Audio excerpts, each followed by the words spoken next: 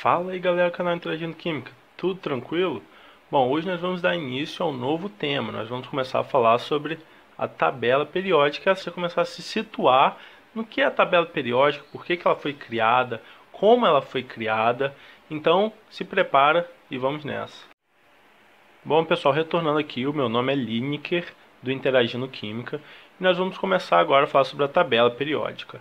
Mais ou menos por volta do ano de 1869, Dmitri Mendeleev, um professor de uma universidade na Rússia, ele estava escrevendo um livro sobre os elementos químicos que eram conhecidos até por volta de 1869.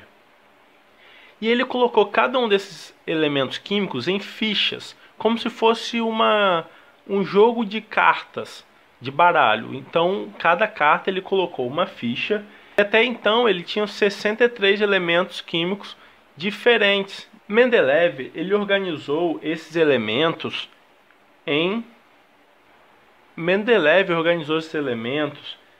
por massa atômica, na ordem de massa atômica. E ele percebeu que algumas propriedades elas se repetiam de forma periódica. Por isso o nome tabela periódica, porque as propriedades elas iam se repetindo e Mendeleev percebeu isso. Então Mendeleev ele foi organizando esses elementos por essa ordem de massa atômica, certo? E ele percebeu que essas características elas iam se repetindo, então eram propriedades periódicas. E isso possibilitou Mendeleev a prever a descoberta de outros elementos que ainda não tinham sido descobertos. Só que faltava uma explicação melhor para esse acontecimento, do porquê que isso realmente acontecia. Então, em 1913, esse outro cientista, Moseley, ele descobriu que as propriedades elas se davam devido à relação com o número atômico. Então, aquelas propriedades periódicas elas estavam relacionadas ao número atômico de cada elemento, número atômico próprio. Então agora os elementos na tabela periódica atual, que é a tabela periódica que nós utilizamos, eles estão organizados em ordem crescente de número atômico. Então os elementos na tabela periódica estão organizados em ordem crescente de número atômico. Nós vamos começar a ver como essa tabela periódica ela é estruturada. Bom pessoal, continuando aqui, essa aqui é a nossa estrutura da tabela periódica e nós vamos aprender a ler a tabela periódica, como se fosse um livro. Você, quando olhar para uma tabela periódica, você tem que saber o que ela está dizendo para você. Então vamos começar, falando sobre famílias e período. Após a tabela periódica ter sido estruturada dessa forma, ela foi organizada em períodos e famílias. Os períodos seriam as linhas na horizontal. Então, período, cada um desses 7 períodos aqui na horizontal, certo? Do 1 ao 7. Mas esse 1 ao 7 te lembra alguma coisa? Lembra a nossa aula sobre distribuição eletrônica, que são 7 períodos, 7 camadas, 7 níveis? Então, é essa relação aqui, do 1 ao 7 são os períodos nas linhas horizontais. E nas linhas verticais, nós temos as famílias. As famílias nas linhas verticais. Cada um desses números representando uma família. Mas como que eu vou lembrar que o período é na horizontal, a família é na vertical? Só lembrar do período na horizontal, horizonte. Então você vai lembrar que é deitado. E as famílias na vertical, certo? Bom, e as famílias, elas são 18 no total. Ou você pode escrever dessa forma aqui, com números em romano seguido de uma letra A, ou letra B, e escrever do 1 até o 8. Ou então você pode colocar em números arábicos. Você pode colocar então aqui 1, 2, 3, 4 até o 18. Aí o PAC, no ano de 1980, ela propôs utilizar 1, 2, 3, 4 até o 18 aqui em cima. Mas como você viu, aqui tem o A e tem o B aqui em cima nas famílias. O que isso significa? Vamos primeiro para o A. O A, ele mostra os elementos representativos, ou seja, o que é isso?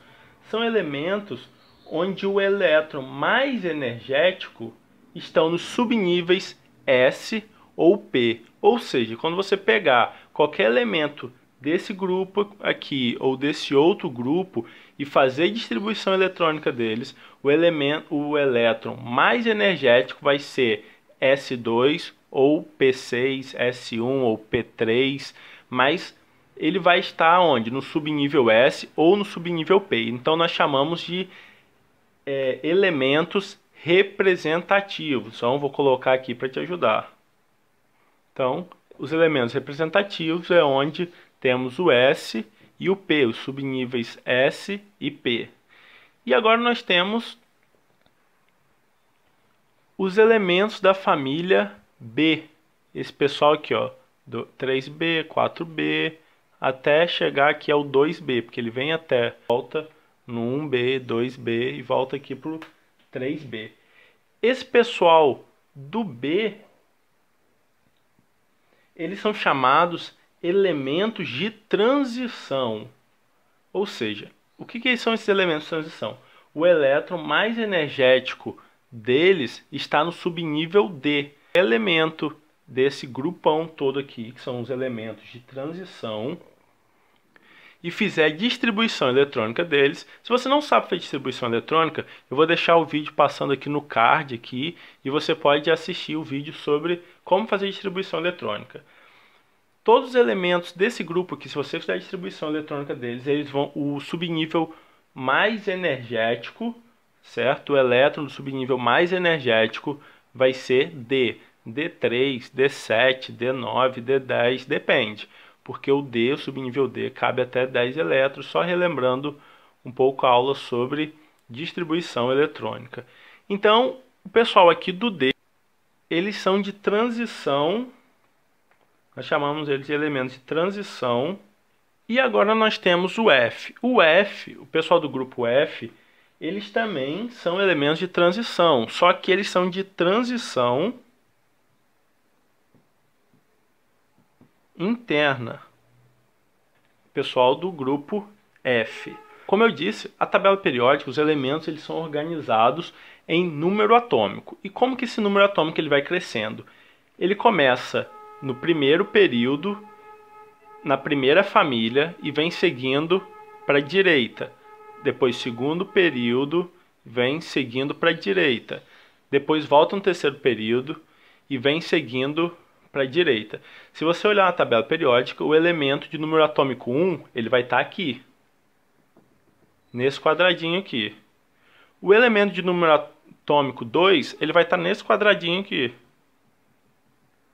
Aí acabou o primeiro período, agora você vem para o segundo. O elemento de número atômico 3, ele vai estar nesse quadradinho aqui, o 4, e assim por diante. Os elementos da tabela periódica eles também podem ser agrupados em metais, ametais, gases nobres e semimetais. Nós vamos discutir isso no próximo vídeo, para você entender um pouco as características dos metais, dos ametais, dos gases nobres e entender melhor ainda a tabela periódica. Outra dica que pode fazer você ganhar muito tempo durante uma prova é saber que o número da família corresponde ao número de elétrons que aquele átomo tem na última camada. Ou seja, se você pegar a família 1, se você olhar a distribuição eletrônica de cada um desses elementos, eles vão ter um elétron na última camada, no último nível. Se você pegar o pessoal da família 17 ou 7A e fazer a distribuição eletrônica deles, você vai perceber que todos os elementos da família 7A, eles têm 7 elétrons na camada de valência. Então isso pode fazer você ganhar muito tempo durante uma prova. Então no próximo vídeo, o que a gente vai ver são duas coisas muito importantes, que é você entender melhor quais são as características dos metais, dos ametais, dos gases nobres, e também eu vou fazer um vídeo especial ensinando você a, de forma fácil, apenas com algumas frases, decorar, memorizar, né, os elementos, os nomes de cada elemento da tabela periódica, e isso pode te ajudar a ganhar tempo na hora de uma prova e você logo saber que o oxigênio tem 6 elétrons na camada de valência, que o sódio tem 1 elétron na camada de valência, que o cálcio tem 2 elétrons na camada de valência.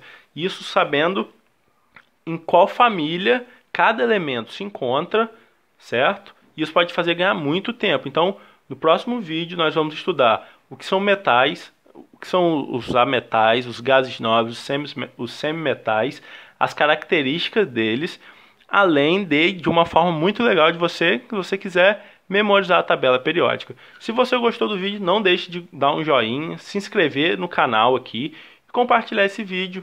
Um abraço, até a próxima.